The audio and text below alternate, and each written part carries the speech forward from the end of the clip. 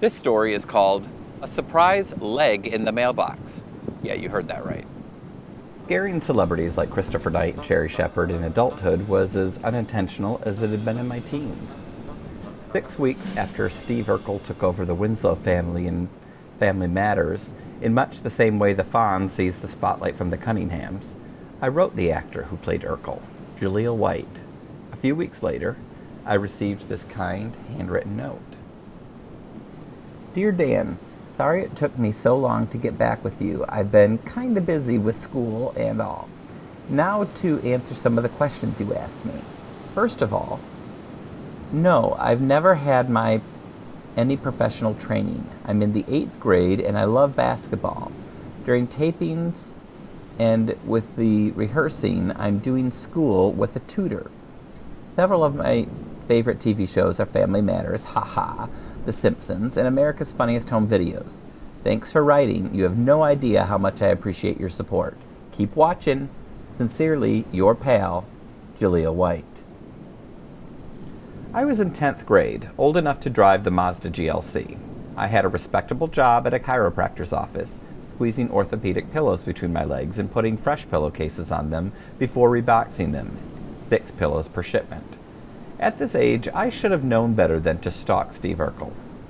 Instead, I called information in Los Angeles and asked for the phone number of Warner Brothers in Burbank. I called the number, and with daredevil swagger, I asked to be transferred to Family Matters.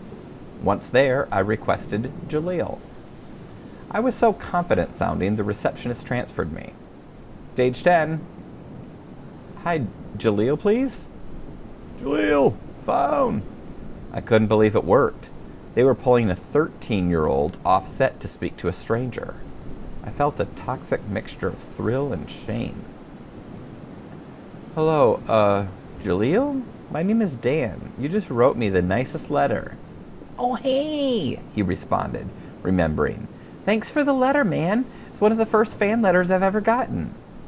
I started rambling, and soon I heard voices in the background, probably the director and producers, wondering why their young star was on the phone. Hey, can you call me back later? He said. Here's my dressing room number. I grabbed a pen, and finding the only surface available, I wrote his phone number on my inner thigh. We said goodbye. For the rest of the day, my head was spinning.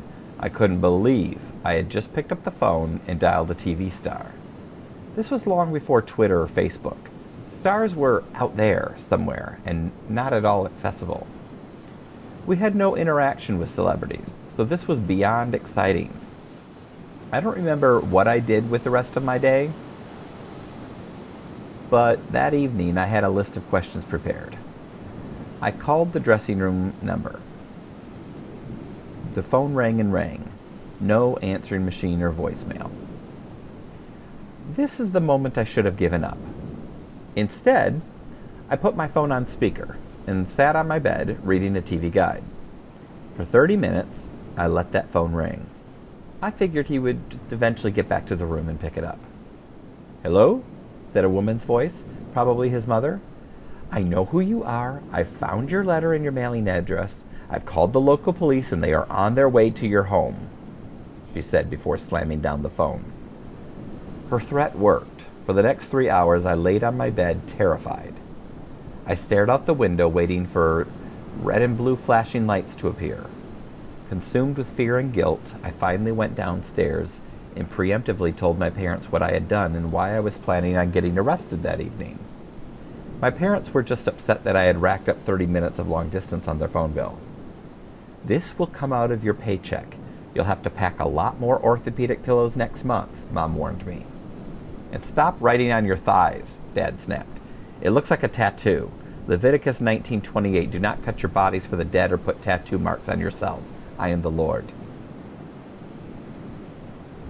After innocently stalking Steve Urkel, I got my payback 5 years later when I was living with my aunt and uncle. I was a year out of high school and worked as a checker at a grocery store in Marshall, Michigan. I was waiting for Bill Popkus to get the funding for his Christian TV towers. This was years before he started murdering. One night after 6 hours of standing on my feet in one place and passing groceries over a scanner, I walked to the employee parking lot and climbed in my '79 red Ford Mustang, which by now was breaking down regularly, usually on the 15th or 16th day of each calendar month. 5 minutes into the drive, I saw flashing police lights in my rearview mirror. Holy shit, the Popo! Was Steve Urkel's mom catching up with me? Had it taken her 5 years to find me? I always knew I'd end up in the slammer. I just didn't know how or why. I knew well enough to pull over immediately and turn off my car. What I didn't know was that I wasn't supposed to jump out and run back to the police car to explain myself. The officer pulled his gun on me. He had never seen anyone so stupid or naive. Who doesn't know how to stay in their car, hands on the steering wheel, and wait for the cop to approach? Frankly, and seriously, if I wasn't Caucasian, I might be dead right now. The officer explained he had pulled me over because my back license plates had been spray painted black. I told him I hadn't noticed, that I'd just left work and was driving home. I'm sure he could tell I was fighting back tears like a schoolgirl who just got her pack of markers snatched from her pink little hands. The policeman told me I could get the paint off with a little gasoline on a rag, and he let me go.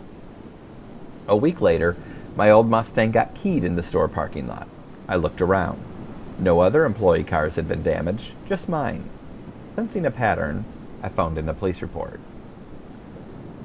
Sitting in the office of Miss Molina, my manager, I was told that this kind of thing happens a lot on low-paying jobs. You never know who has it in for you, she said, a little too flippantly. Maybe you took over a shift from someone and they resent you. Maybe you looked at a sacker the wrong way. When people make $3.75 an hour, they get a little testy and vengeful. You could pay us more, I shot back. Miss Molina was not amused. A few weeks later, my aunt came down to my room in my basement and woke me up, shaking me. Dan, I don't know how to say this, but your uncle just found the most disturbing thing in our mailbox. A deer leg. A fresh deer leg.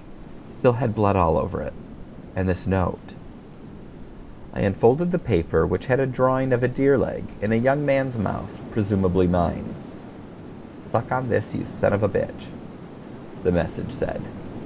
My aunt was scared. I was scared. She said that my uncle had thrown the leg into the woods behind the house, but she was understandably terrified for her kids, my cousins, Betsy and Julie. I agreed and decided to move out 2 months later. I didn't want my creepy stalker to do anything to my family, and I hated that this person knew where I lived. It had to be someone from the grocery store, since I didn't know anyone else in town. I went back to my job to pick up my last paycheck. Do you have a red-headed girlfriend with a nose ring? Asked my coworker behind the customer service counter. There were so many things wrong with that sentence. Because a red-headed girl with a nose ring came in and asked for your paycheck. Obviously, I didn't give it to her. I couldn't wait to get out of there and flee from what was really